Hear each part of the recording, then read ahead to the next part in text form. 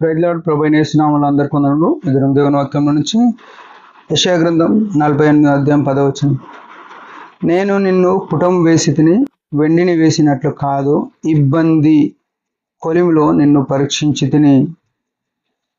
ప్రేమైన వాళ్ళరా, మనం చాలాసార్లు రక్షింపబడతాం, మందిరానికి వెళ్తాం, బలలో చేవేస్తాం, ఆరాధన చేస్తాం, ప్రార్థనలు చేస్తాం, అన్నీ క్రైస్తవులముగా చేయవలసినవి చేస్తాము.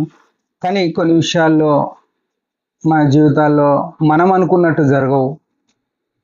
మనం ఏవో కోరుకుంటాం, మనం ఏవో ఊహిస్తాం, ఏవో జరగాలనుకుంటాం, అవి జరగవు. అలాంటప్పుడే మనం ఏమనుకుంటాం అంటే, అసలు యేసుప్రభు నా ప్రార్థన వింటున్నాడా, లేకుంటే యేసుప్రభు నిజమైన దేవుడేనా, లేకుంటే యేసుప్రభుకు నేను నచ్చట్లేదా? ఇట్లా ఎన్నో క్వశ్చన్లు మన జీవితంలో వస్తూనే ఉంటాయి. ప్రియ సహోదరుడా, సహోదరి, యేసు రక్తంతో కడగబడిన మనము దేవుని ప్రజ అయ్యున్నాము. దేవుడు ఏమంటున్నాడు ఇక్కడ? నేను నిన్ను పుటము వేసి తిని అంటున్నాడు.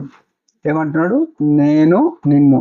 నేను అనే మాట ఎక్కడ చూపిస్తుందంటే, నిర్గమకాండంలో 3వ అధ్యాయం 14వ వచనంలో దేవుడు ప్రత్యక్షమై మోషేతో మాట్లాడతాడు. నువ్వెవరు ప్రభు అంటే, నేను ఉన్నవాడను అనివాడను. నేను అనేటిది ఎవరు మారినా, యుగాలు మారిన, తరాలు మారిన, ఏకత్వం కలిగి త్రిత్వమై ఏకత్వమై ఏకరీతిగా తరములన్నిట ఉన్న దేవుడు అని ఎరగాలి. ఆ ఏకత్వమైన దేవుడు, ఏకరీతిగా ఉన్న దేవుడు ఏమంటున్నాడు? నిన్ను పుటము వేసి తిని అంటున్నాడు. పుటము వేయట అంటే మనకు బంగారం పని చేసేటోళ్ళు, వెండి పని చేసేటోళ్ళు తెలుసు కదా. వాళ్ళు ఏం చేస్తారంటే, వెండిని కానీ బంగారం కానీ నిప్పుల మీద అగ్నిలో వేస్తారు, కొలిమిలో వేస్తారు. మనల్ని ఎందుకో ఆ కొలిమి గుండా తీసుకుపోతున్నాడు అంటే, మనలో దేవునికి ఆయాసకరమైన ఈ కంచాలలో ఎండి బంగారములు నిప్పుల మీద కొలిమిలో వేయడం కారణం ఏంటంటే, దాంట్లో పనికిరాంది మస్టు ఎగిరిపోవడానికి. అదే రకంగా యేసుక్రీస్తు ప్రభు కూడా మన జీవితాల్లో ఇబ్బందులు అని మాట ఉన్నది. ఇబ్బంది కొలిమిలో నిన్ను పరీక్షించి తిని అంటున్నాడు. ఇబ్బంది ఎందుకు వస్తుందంటే, మనలో ఉన్న చెడు కాలిపోవడానికి. అంటే అదేం చూపిస్తుంది? మనలో ఉన్న పనికిరాని స్థితిని ఆ ఇబ్బంది కొలిమి ద్వారా కాల్చి తీసివేసి మనల్ని ఇంకా ప్రశస్తమైన వారిగా, ఇంకా విలువైన వారంగా, మనలో చెడు లేకుండా తన ఎదుట నిర్దోషులంగా నిలబెట్టుకున్న వల్లని ఎఫెసీ 5వ అధ్యాయంలో రాసినాడు. తన ఎదుట నిర్దోషమైన వారుగా, ప్రశస్తమైన వారిగా తన ఎదుట మనల్ని నిలబెట్టుకున్న వాళ్ళని మనల్ని ఇబ్బంది అనే కొలిమి గుండా తీసుకొని పోతున్నాడు. మనం అనుకుంటాము, అయ్యో నాకే ఇన్ని కష్టాలు ఉన్నాయి. యోబుకు వచ్చిన కష్టాలు మనకు వచ్చినాయా? దావీదుకు వచ్చిన కష్టాలు మనకు వచ్చినాయా? యోసేపుకు వచ్చిన కష్టాలు మనకు వచ్చినాయా? అపోస్తులైన పౌలుకు వచ్చిన కష్టాలు మనకు వచ్చినాయా? చూడండి, యోసేపు జీవితం ఒక్క మాటలో చూడాలంటే, చిన్నప్పుడే అమ్మబడ్డాడు, గుంతలో వేయబడ్డాడు, అమ్మబడ్డాడు, శోధింపబడుతూ వచ్చినాడు, చెరసాలకు వెళ్ళినాడు, ఎన్నో ప్రతికూలమైన పరిస్థితులు ఎదుర్కొంటూ వచ్చినాడు, తర్వాత ప్రధాని అవుతూ వచ్చినాడు. అదే రకంగా దావీదు అడవిలో జంతువులు, క్రూర మృగాల దగ్గరికి వెళ్ళినాడు.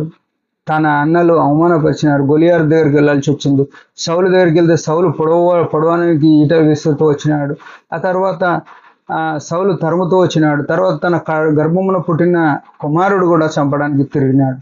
ఇట్లా చూసుకుంటూ పోతే అపోస్తలుడైన పౌలు 2 కొరింథీ 11వ అధ్యాయంలో ఎన్నో విషయాలు, పిడిగుద్దులతో, ఆకలి దప్పులతో, హింసల గుండా, సముద్రంలో, సంఘములో, అన్యజనుల వలన, స్వజనుల వలన ఎన్నో ఆపదల గుండా వెళ్తూ వచ్చినాడు. వీళ్ళందరూ ఇబ్బంది గుండా వెళ్ళి దేవుని ఎదుట నిర్దోషులుగా, లేకుంటే విలువైన వారుగా వారి విశ్వాసము ఉంటూ వచ్చింది.